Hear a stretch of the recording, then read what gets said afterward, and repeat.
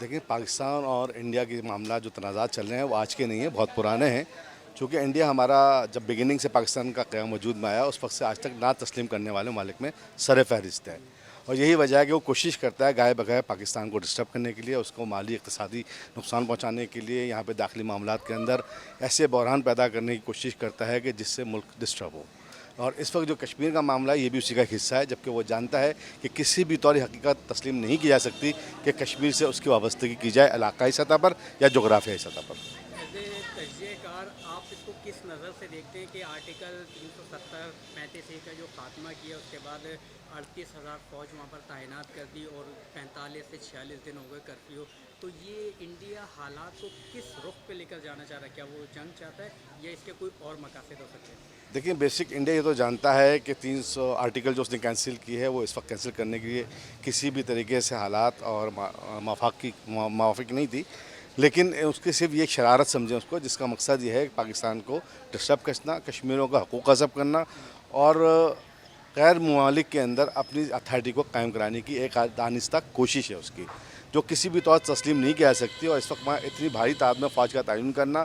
وہاں انسانی حقوق کی پامالی کرنے کا ایک بدترین مثال سمجھی جائے گی، اور اس پر افسوس کے ساتھ یورپ کنٹریز خاص طور پر اور انٹرنیشنل میڈیا اور وہ ممالک جو کسی نہ کسی طور پر بھارت پسند انداز ہو سکتے ہیں وہ اپنا کردار ادا نہیں کر رہے ہیں اور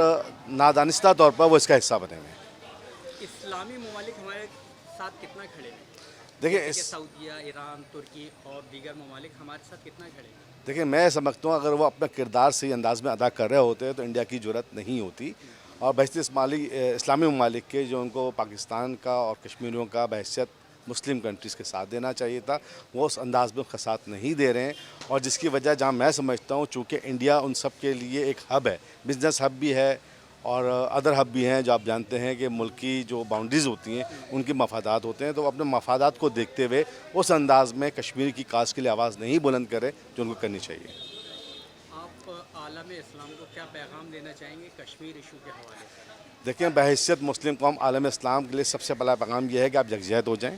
اور ایسی تمام لادینی قوتوں کا مقابلہ کریں کہ جو کسی نہ کسی انداز میں مسلم ممالک کو اپنے زیر اثر لانا چاہتے ہیں اور وہاں حقوق کی پامالی کر رہے ہیں، خاص طور پر کشمیر کے حوالے سے، چونکہ ایک بہت بڑا مسئلہ ہمارے سامنے آ رہا ہے، لاکھوں وہاں شہید ہو چکے ہیں،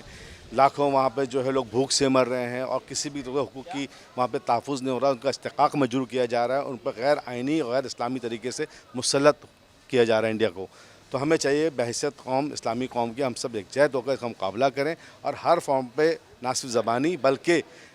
سفارتی سطح سے لے کر عملی طور پر وہ پاکستان اور کشمیریوں کا ساتھ دیں۔ آخر میں حکومت پاکستان کو آپ کیا پیغام دینا چاہیں گے کشمیر ایشو کے حوالے سے؟ دیکھیں سب سے پہلے پاکستانی قوم کو یہ بات سوچنی چاہیے، خاص طور پہ یہاں کی حکومت کو،